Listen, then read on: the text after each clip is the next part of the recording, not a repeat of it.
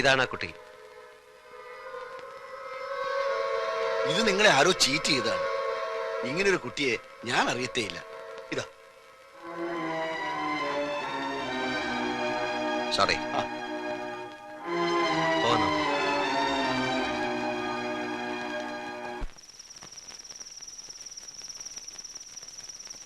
നമുക്ക് നാളെ കൂടി ഒന്ന് അന്വേഷിക്കാം.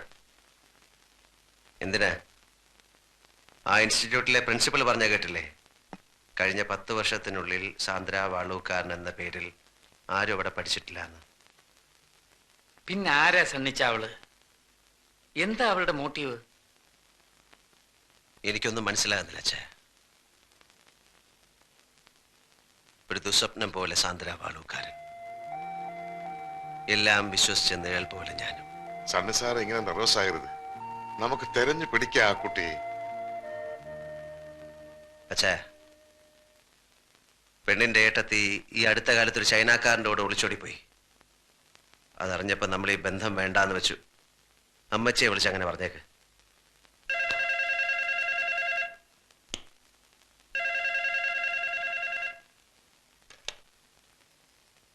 ഹലോ, കുരുവിളക്കുഞ്ഞാ, എന്തേ സണ്ണിച്ചൻ? കൊടുക്കാം. ആ സണ്ണിച്ചടാ. നിന്റെ ശബ്ദം എന്താടാ മോനെ വല്ലാണ്ടിരിക്കുന്നേ? ഒന്നുമില്ല, ഒരു ജലദോഷം. പിന്നെ നീ മന്ത്രകോടി വാങ്ങണ്ട, ഇവിടെ പെങ്ങന്മാരെല്ലാരും കൂടി പോയി വാങ്ങ. ഇത് ഞാനാ ശോശാമ്മ. നിങ്ങൾ പെണ്ണിനെ കൊണ്ടുവന്നാ മതി, ബാക്കി എല്ലാ കാര്യങ്ങളും ഞങ്ങൾ നോക്കണം. ഞങ്ങൾക്ക് 4 പെങ്ങന്മാർക്കും കൂടി ഒരു നാട്ടിലല്ലേ ഉള്ളൂ. ആ, അമ്മച്ചിനെ കൊടുക്കാം. നിങ്ങൾ എന്ന് വരുമടാ മോനെ? ഏതായാലും നിന്റെ മിന്നുകെട്ട് കണ്ടിട്ട് കണ്ണടയ്ക്കാമെന്ന എന്റെ മോഹം കർത്താവ് തമ്പുരാൻ സാധിച്ചു തന്നു. ആ ശരി.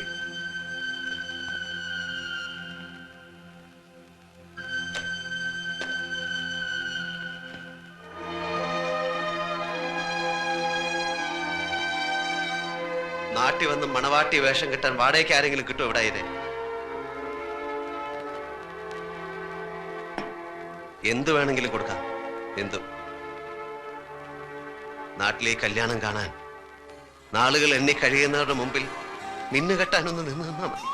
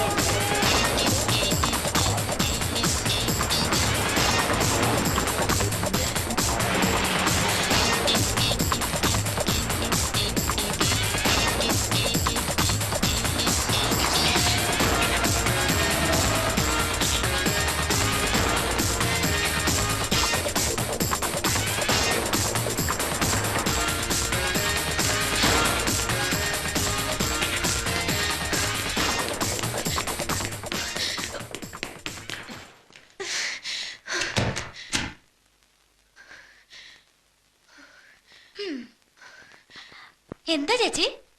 ഒന്നുമില്ല. സാന്ദ്ര വാളൂക്കാരൻ സാന്ദ്ര ഇപ്പൊ ഇങ്ങോട്ട് വന്ന ആ ഇരിക്കു സർ.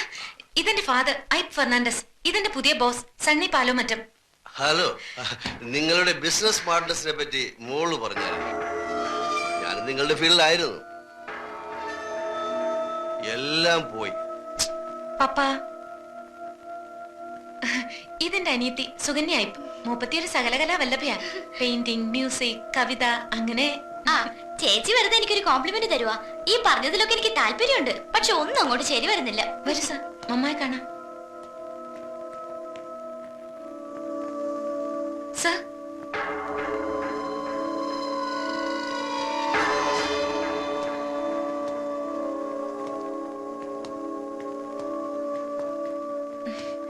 മമ്മ, ഞാൻ പറഞ്ഞിട്ടില്ലേ എന്റെ പുതിയ ബോസിന്റെ കാര്യം. ഇദ്ദേഹം ഞങ്ങൾ ഈ വഴി വന്നപ്പോ വെറുതെ ഇവിടെ ഒന്ന് കയറാന്ന് വെച്ചു. മലയാളികൾ വീട്ടിൽ വരുന്നത് മമ്മയ്ക്ക് വലിയ ഇഷ്ടാ. മരിക്കും മുമ്പ് നാട്ടിൽ പോണെന്നുള്ളതാ മമ്മയുടെ മോഹം. ഇവിടെയുള്ള എല്ലാവരും മോഹങ്ങളുടെയും സ്വപ്നങ്ങളുടെയും കാര്യത്തിൽ വലിയ സമ്പന്നരാ. വാ.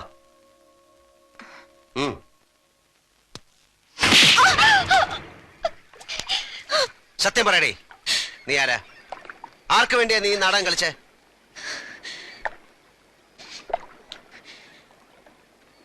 ഞാൻ അലീന ഐപ്പ്, സിംഗപ്പൂർ നഗരത്തിലെ കോൾ ഗേളുകളിൽ ഒരുവൾ. ബിസിനസ് മാഗ്നറ്റുകളുടെ കിടക്ക പങ്കിട്ട് കോടികളുടെ രഹസ്യം എതിരാളികൾക്ക് ചോർത്തി കൊടുക്കുന്ന സ്പൈകൾ. ഒറ്റ കൊടുക്കുന്നവരോട് അടുക്കാറില്ല. മനസ്സുകൊണ്ട് ഇവിടെ എന്നോ എപ്പോഴും അടുത്തുപോയി.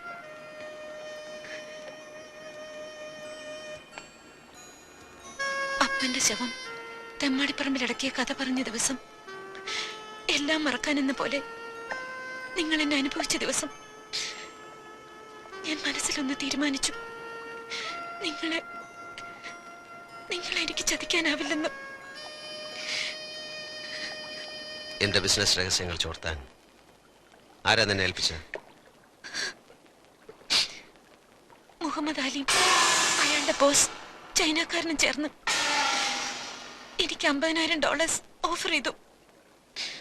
സീസൈറ്റിലെ 5 സ്റ്റാർ ഹോട്ടലിന് നിങ്ങൾ കൊടുക്കുന്ന ടെൻഡർ എമൗണ്ട് ചോർത്തി കൊടുക്കുന്നതിന് പ്രതിഫലമായി 25,000 ഞാൻ അഡ്വാൻസ് ആയി വാങ്ങി.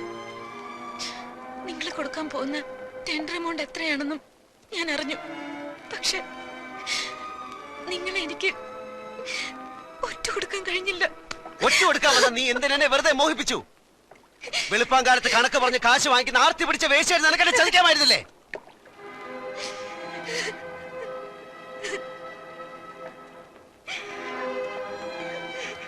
നാട്ടിൽ പള്ളിമുറ്റത്ത് ഒരു കല്യാണ പന്തൽ ഉയരുകയാണ്. അച്ചടിച്ച ക്ഷണക്കത്തുകളുമായി എന്റെ അമ്മയും പെങ്ങന്മാരും വീട് തോറും കയറിറങ്ങി ആളുകളെ ക്ഷണിക്കുകയാണ്. അവരെ ഞാൻ എന്ത് കഥ പറഞ്ഞ് സമാധാനിപ്പിക്കും?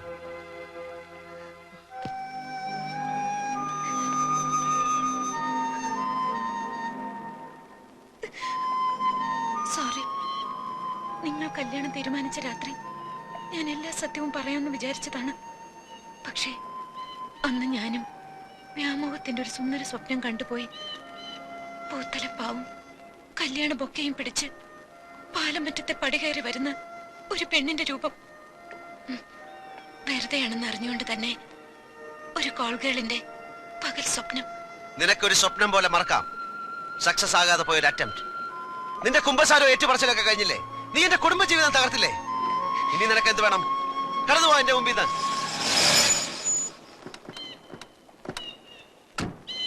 കടന്നു പോവാൻ.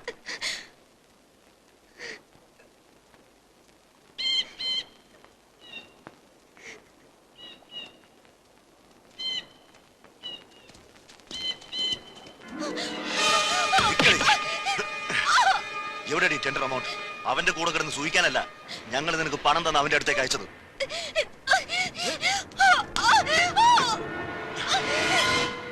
എത്രയാണ് ടെൻഡർ എമൗണ്ട്?